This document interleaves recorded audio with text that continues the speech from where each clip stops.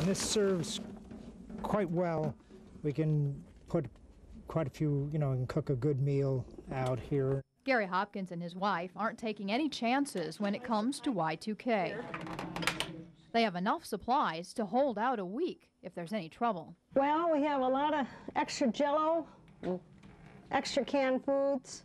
And that isn't all. We have extra roast, extra chicken breast here, chicken here, and steaks, and some frozen vegetables. We have a lot of canned vegetables in the garage, too. Who wants to be left out in the cold, really? I mean, it's better to prepare for anything if you can. But right across the street, the only preparing going on is the preparing to play outside. Not worried at all. Keith and Kathy Vanderhyde don't think anything will happen when the new year rolls around.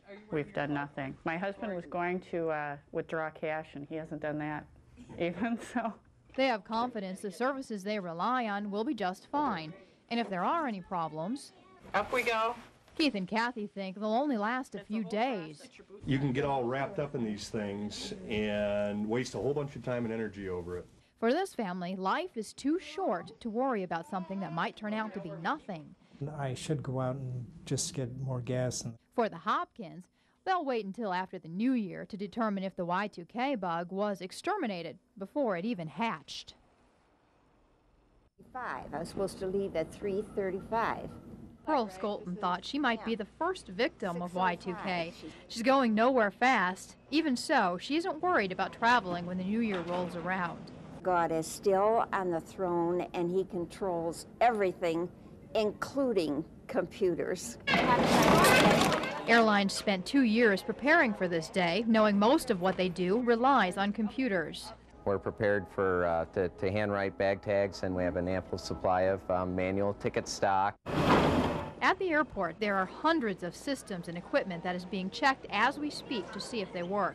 The obvious ones are the lights and heat and the baggage carousels, the parking ticket spitters, and mission-critical operations like fire equipment. In the event that a mission-critical system or piece of equipment is not available, we will not be operating this airport and airplanes won't be flying. But as in previous tests, they expect everything to come online without problems. You are all set then, ma'am? Turns out Pearl won't have any problems getting to sunny Fort Myers either. I just feel that I will be safe.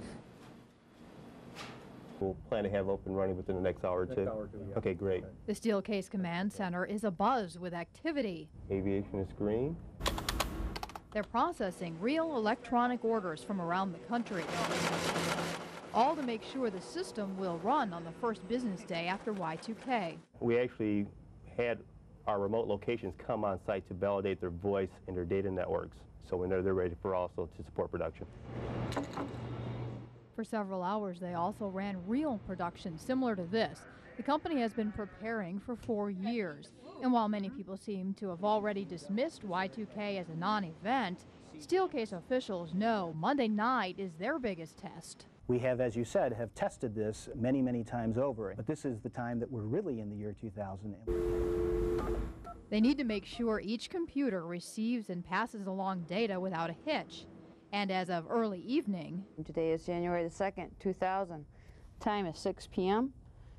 Things are proceeding according to plan. We are in a state of readiness. The system is running just fine. Employees and technicians are in good spirits, confident that the first true production day after Y2K will be business as usual. Christine Haverly, WZZM 13 News.